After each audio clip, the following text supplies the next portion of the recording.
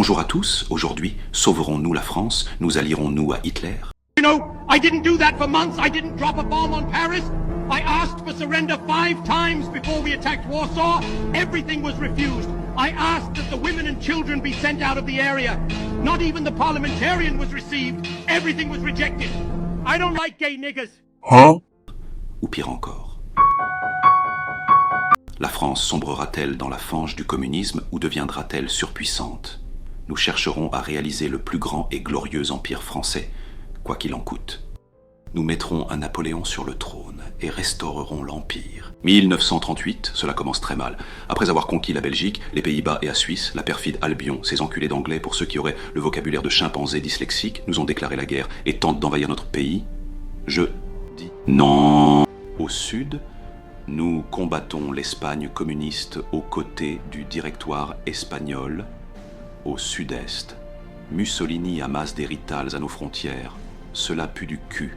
Nous ne céderons pas un centimètre carré du territoire national à ces chiens d'anglais, perfides traîtres aux allures difformes et inhumaines. Niggers! Je le dis, tous les Français seront morts avant que l'anglais ne marche sur Paris ou ne possède qu'1 centimètre du territoire français. Il y a en ce moment 3 Espagnes, celle du directoire, des alliés, celle des communistes, des monstres dégénérés assoiffés de sang, et l'Espagne molle, l'Espagne des mous, insipides et méprisables, des raclures indignes du qualificatif d'être humain. Moi, en plus de ces faquins d'anglais au nord, des Belges se sont révoltés et se battent à leur côté. L'on dirait une mauvaise blague, quelle indignité. Le foyer d'insurrection belge est bientôt maté, mais les Anglais progressent en Bretagne, je le promets. Le jour où nous céderons la Bretagne aux Anglais, c'est que tous les Bretons seront morts. Il en va de même pour la Normandie, pas de favoritisme ni de distinction. Les moteurs de nos blindés rugissent, les Anglais crient de douleur, mourant écrasés sous les chenilles, les champs sont jonchés de cadavres et de membres humains, les combats font rage, on crie, on hurle de rage ou de douleur, le sang nourrit la terre. C'est la guerre, et nous vaincrons, sinon je le jure, nous raserons tout. La chair désintégrée et les cadavres disloqués des Anglais serviront d'engrais à notre bonne terre. Tout c'est mort, c'est vie brisée. Tout ça pourquoi la Suisse? Les Anglais sont des monstres fourbes et stupides. Les révolutionnaires belges tiennent bon à coups de renforts anglais, j'admire presque leur détermination, mais cela ne changera pas leur destin funeste. Les combats font rage jusqu'au Moyen-Orient, où nos braves soldats combattent les Canadiens faibles, suppos des Anglais, ils mourront loin de chez eux, leurs accents rigolos ne leur seront d'aucune utilité sous l'aride soleil du Moyen-Orient, et nos soldats ne fléchiront pas. Pour le Moyen-Orient, pourquoi se nomme-t-il ainsi? À ma connaissance, il n'y a pas de Petit Orient ni de Gros Orient.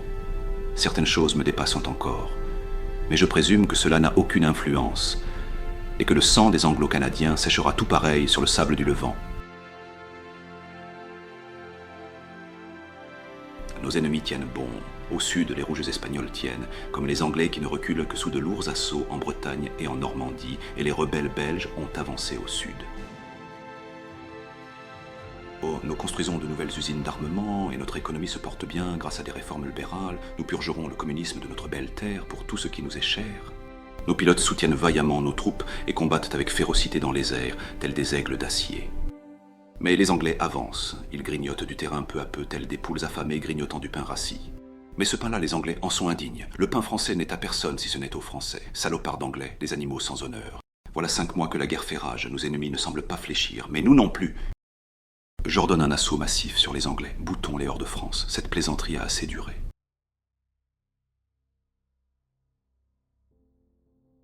Au Moyen-Orient, les combats font rage et la ligne de front ne semble pas bouger d'un pouce. Des deux côtés, les pertes sont lourdes, mais plus chez nos ennemis, ces bêtes à formes immondes que l'on nomme Canadiens et Anglais. Octobre 38, en Afrique française, c'est la merde. Les Anglais ont presque conquis l'intégralité de nos terres africaines. Chiens. En Belgique, les combats n'ont pas cessé, mais le front breton et normand connaît des progrès positifs. L'odeur putride des Anglais en Bretagne et en Normandie ne sera bientôt plus qu'un souvenir. Nos terres d'Afrique crient à l'aide. Venez nous sauver là, dis donc, venez nous sauver des Anglais. Ils sont dégoûtants et vilains. Nous récupérerons jusqu'au dernier millimètre carré de nos terres. Partout dans nos colonies, nos peuples résistent à l'occupation de ces perfides et immondes Anglais. Putain, nous sommes en guerre avec le royaume de Burma, à l'ouest de l'Indochine, mais ces pleutres jaunes n'osent pas nous attaquer. Ils ont bien raison. Nous sommes également en guerre avec l'Espagne molle, mais entre nous et eux, les communistes, qui résistent à 3 ennemis. J'aurais presque du respect pour leur courage, s'ils n'étaient pas d'horribles rouges stupides et méchants. Coup de tonnerre, fracas et prouesse, déflagration. Nous y sommes. Mes subtiles et insidieuses machinations ont réussi. Vive le nouvel empereur, vive Napoléon VI.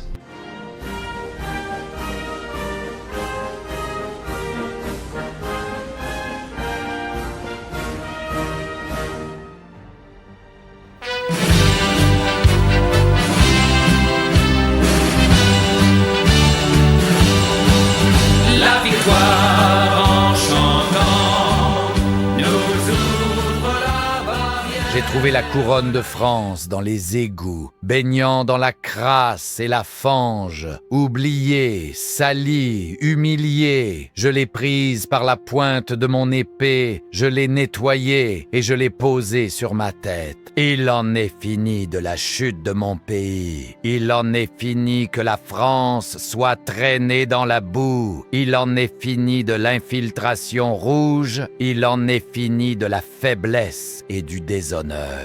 Les Anglais retourneront chez eux. S'ils restent sur nos terres, ils y resteront en cadavres. Mon empereur, à l'ouest, nos forces marchent sur les dernières forces anglaises en Bretagne et en Normandie. Au nord-est, nous continuons de mater la révolte belge. Au sud, nos forces tiennent la ligne face aux rouges espagnols. Au Moyen-Orient, nos forces marchent sur les anglo-canadiens. À votre commandement, nous lançons une grande campagne d'investissement dans toute la métropole. Mais les cellules et groupuscules rouges risquent de foutre la merde comme d'accoutumé. Ah, cette engeance maudite.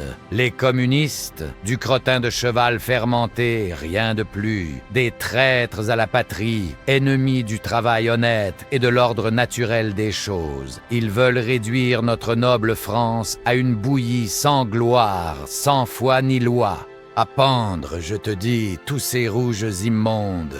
Coup de tonnerre en Allemagne. Après une guerre civile fulgurante, Hitler a été déposé. August von Mackensen a pris le pouvoir. Il a formé un gouvernement militaire. Comme vous pouvez le voir, il arbore une tête de mort sur sa coiffe. Il ne m'inspire guère confiance. August von Mackensen, ce soudard, ce boucher. Vous le connaissez bien. Bien trop, et beaucoup trop personnellement. Je le connais pour ses faits de guerre, une carrière guerrière impitoyable, une vie de sang et de haine, sans oublier un éminent raciste et un remarquable antisémite. Cet homme est une brute. Devons-nous nous méfier? Oui. Et pas seulement nous méfier, nous devons le surveiller comme un serpent endormi sous nos pieds. Mackensen n'est pas un idéologue hurlant comme Hitler. Non, c'est pire, c'est un vrai militaire. Un homme de discipline, d'ordre froid, d'honneur prussien et de conquête silencieuse. Il ne veut pas du monde, il veut l'Allemagne forte. Mais une Allemagne forte à nos frontières, cela sent la guerre dans 30 ans. Ou même moins, méfions-nous comme jamais. Car celui qui ne craint que les fous, ignore que les sages, tue mieux encore. En Bretagne, le dernier Anglais aura péri ou aura fui d'ici quelques jours, comme en Normandie et au nord. Mais côté belge, rebelles et Anglais poussent. Telle la crotte au cul après 2 cafés et 6 clopes. Un sourire froid, presque élégant, traverse le visage de l'empereur. Ah, les Anglais, toujours là où on ne veut pas d'eux, comme une odeur de moule pourrie au vent d'Est. Mais tu dis vrai, en Bretagne et en Normandie, ils ont fini par chier leurs forces jusqu'à la dernière cartouche. Ils se sont battus comme des rats dans un tonneau percé. Qu'on leur laisse une issue, étroite, humiliante, pas besoin de tous les tuer. Non, l'humiliation suffit. Laissons-les fuir en embarquant sur leurs bateaux minables, ventre à terre, tandis que nos chasseurs crachent du feu sur leurs fillons et que les villageois bretons leur jettent des merdes de vaches fraîches du haut des caps. Cela marquera les mémoires, mais tu parles aussi du front belge, la Belgique, ce pays sans âme entre 2 empires. Très bien. On déclenche opération coquille brisée. 6 divisions montées sur chars franchissent Meuse avant l'aube et écrase tout entre Liège et Arlon comme on écrase une punaise pleine d'infection. Quant aux rebelles, celui pris avec armes anglaises, pendu haut, sans jugement, sur place, avec pancarte, traître vendu au thé pourri. Parce qu'en Belgique ou ailleurs, je suis Napoléon VI, et personne, ni God Save the Queen, ni ses clowns, ne marchera 2 fois sur mon empire. Le problème anglais dans l'Ouest sera réglé dans quelques heures. Nos forces pourront marcher toutes vers le front belge, mais le Luxembourg a repris son indépendance, profitant de notre faiblesse. Mais cela est vain. Ils reviendront dans nos girons bien assez tôt, tels des marmots apeurés accourant dans les jupons de leur mère. C'est juste moi, ou tu viens d'appeler Luxembourg les Pays-Bas. Putain, tu es maréchal. Les Belges ont capitulé. Excellente nouvelle, enfin. Je veux entendre les applaudissements et les chants de joie de mes généraux. Arrêtez d'applaudir, bande de saucisses. Je veux entendre cris de rage des rebelles belges, bien entendu. Tu as les détails du traité de reddition? Désarmement total et dissolution du mouvement rebelle. Capitulation sans condition. La souveraineté française sur la Belgique incontestée. Ces rebelles, bande de PD. Les derniers Anglais sont encerclés au Havre par une puissante force de nos armées. Très bien, boutez-moi ces gueux hors de nos terres. Acceptez la reddition sans condition de leur général et qu'on le fasse pendre par la peau du cul devant ces hommes. Mais, seulement quelques instants, nous ne sommes pas des monstres, mais qu'ils apprennent que jamais ils ne doivent nous attaquer. Quelques secondes suffiront. Ne faites pas souffrir ce pauvre homme par-delà raison. Oh, en Espagne, les lignes de front ne bougent pas malgré nos assauts répétés. Au Levant, les Anglo-Canadiens ont pris du terrain au Sinaï.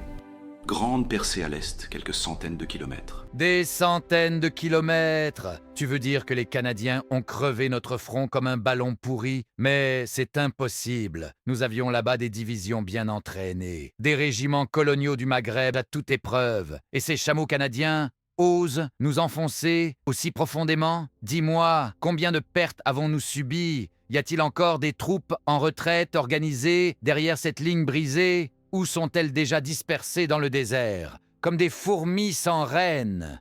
Quand nous avons perdu un peu plus de 600 hommes, nous allons arrêter leur progression, coûte que coûte, et s'il le faut, j'irai moi-même au Levant botter le cul de ces avaleurs d'érable, et je le proclame, j'aurai enculé chaque soldat canadien au Levant, avant qu'un seul ne pose un soulier à Damas. 600 morts, et combien de blessés? Qu'importe, je donne l'ordre de colmater cette brèche du front, et je lance l'opération Fistage Sableux de Canadiens. Ah, tu aimes donner des surnoms cocasses à tes opérations. Alors permets-moi d'en donner une au tien. Opération Queue de la honte québécoise. Parce que je jure qu'ils vont se manger un sacré tas de merde.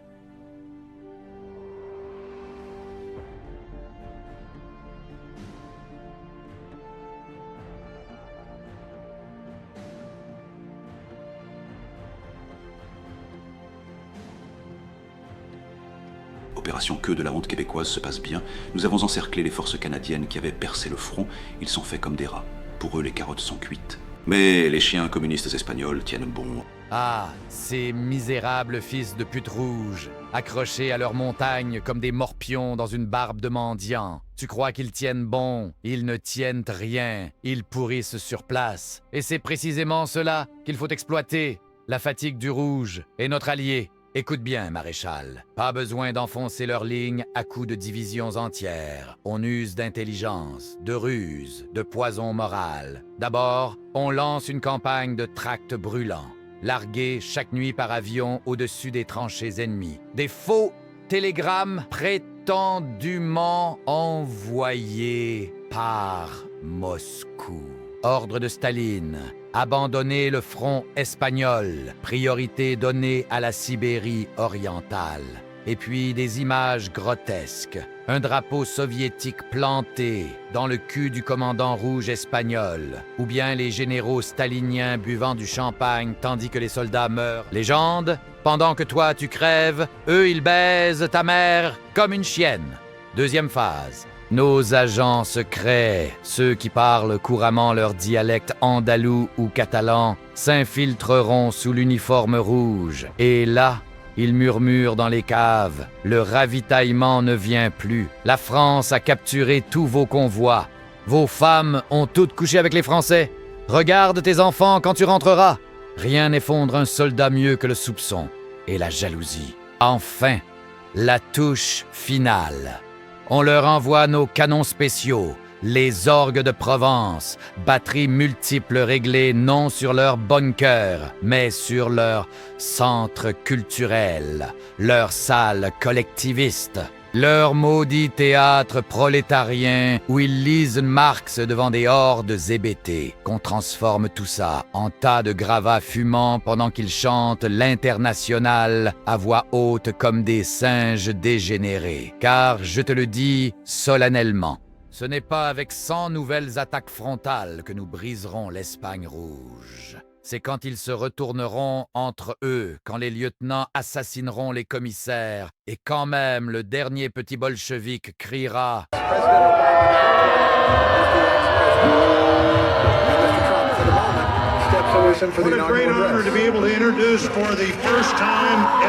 Alors, oui, que ton opération Fistage Sableux commence contre ces chiens canadiens, mais ici-bas, en Espagne, prépare-moi plutôt opération Rouge sang pourri. » Vous voulez qu'on bombarde leur théâtre et leur lieu de rassemblement communiste, mais cela serait un crime de guerre, mon empereur. Crime de guerre. Tu penses que mes ennemis s'en soucient de nos conventions et principes militaires? La guerre est faite pour briser les règles, pas les suivre. On fait sauter leur théâtre et leur cercle communiste. Vous avez raison, je regarde la pendule et c'est évident, c'est l'heure des crimes de guerre.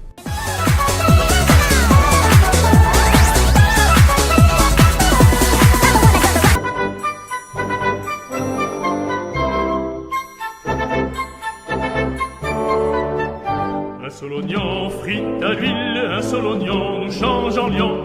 Un seul oignon frite à l'huile, un seul oignon, un seul oignon. Oppa camarade, oppa camarade, oppa, oppa, oppa.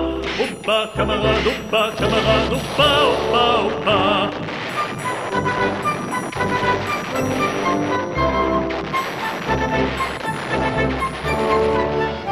Et pas d'oignon. Merci d'avoir suivi l'épopée impériale jusqu'ici, la suite dans le prochain épisode. Pourrions-nous vivre en paix? Pourrions-nous faire la paix et vivre en harmonie avec les Rouges? Pourrions-nous cohabiter dans la paix avec le Führer allemand? Les Soviets? L'Empire français va-t-il vaincre? L'Angleterre a-t-elle prise nos colonies africaines que pour relancer une invasion massive de la métropole? Que fera l'Amérique?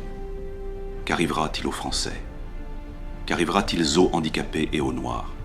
Quid des Asiatiques et des Viet Minh et Kong? Quid des homosexuels? Hitler récurera-t-il l'Allemagne?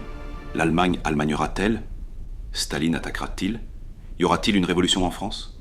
La France deviendra-t-elle la France? Ou la Fresse? Tout cela dans le prochain épisode.